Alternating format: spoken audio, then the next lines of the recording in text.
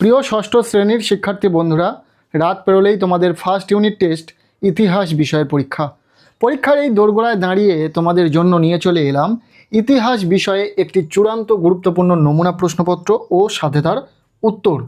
এই নমুনা প্রশ্নপত্রে থাকা প্রতিটা প্রশ্ন পরীক্ষার জন্য ভীষণ গুরুত্বপূর্ণ, পরীক্ষাতে আসার মতো প্রশ্ন। কাজেই তোমরা যারা চাইছো ইতিহাস পরীক্ষাতে দুর্দান্ত রেজাল্ট করতে, অবশ্যই এই নমুনা প্রশ্নপত্রে থাকা ছোট বড় প্রতিটা প্রশ্ন খুব ভালো করে পড়ে রাখো। এখান থেকে বেশ কিছু প্রশ্ন তোমাদের পরীক্ষাতে হুবহু কমন আসতে চলেছে। সো উত্তরসহ সম্পূর্ণ প্রশ্নপত্রটি একদম প্রথম থেকে দেখে নেওয়া যাক। শুরুতেই রয়েছে একের দাগ, বলা হচ্ছে সঠিক উত্তরটি বেছে নিয়ে লেখো, যে কোনো ছটি। এখানে 6টি এমসিকিউ টাইপ প্রশ্নের উত্তর লিখতে হবে। প্রতিটি প্রশ্নের মান 1 নম্বর করে, টোটাল 6 নম্বর রয়েছে। প্রথম প্রশ্ন, লক্ষ লক্ষ বছর ধরে আদিম মানুষ হাতিয়ার বানাতো, উত্তর হবে পাথর দিয়ে। খ দাগের প্রশ্ন, পাথরের যুগকে সাধারণভাবে ড্যাশ পর্যায়ে ভাগ করা যায়, উত্তর হবে 3টি পর্যায়ে। গ দাগের প্রশ্ন, আদিম মানুষের বসতির চিহ্ন পাওয়া গেছে কোথায়, উত্তর হবে রাজস্থানের বাগড়ে।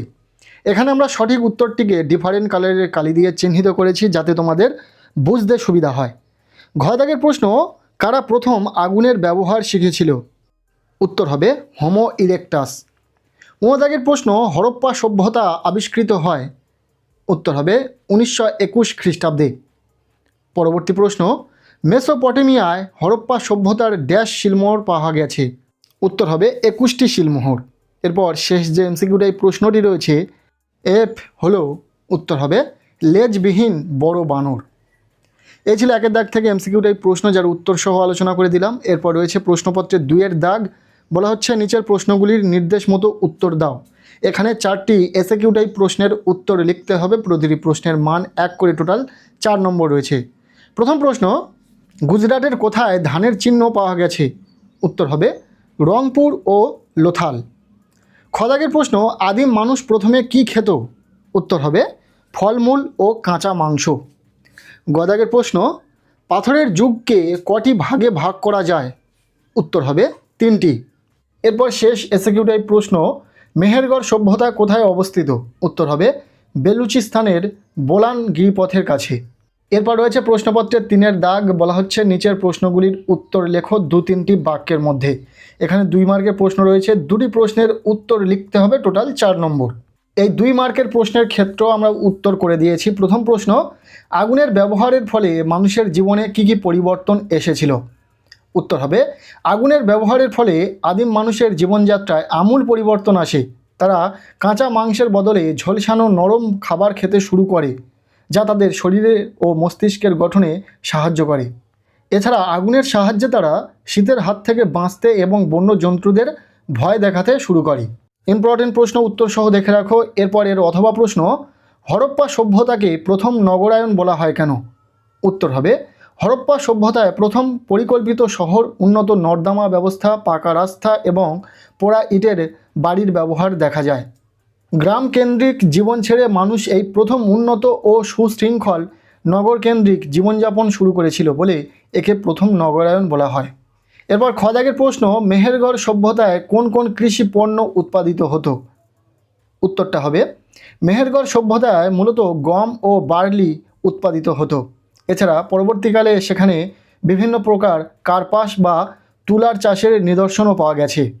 2 মার্কের প্রশ্ন শেষ। এরপর রয়েছে প্রশ্নপত্রের 4-এর দাগ, বলা হচ্ছে নিচের 2টি প্রশ্নের উত্তর লেখো 4-5টি বাক্যের মধ্যে। এখানে 3 মার্কের প্রশ্ন রয়েছে, 2টি প্রশ্নের উত্তর লিখতে হবে, টোটাল 6 নম্বর।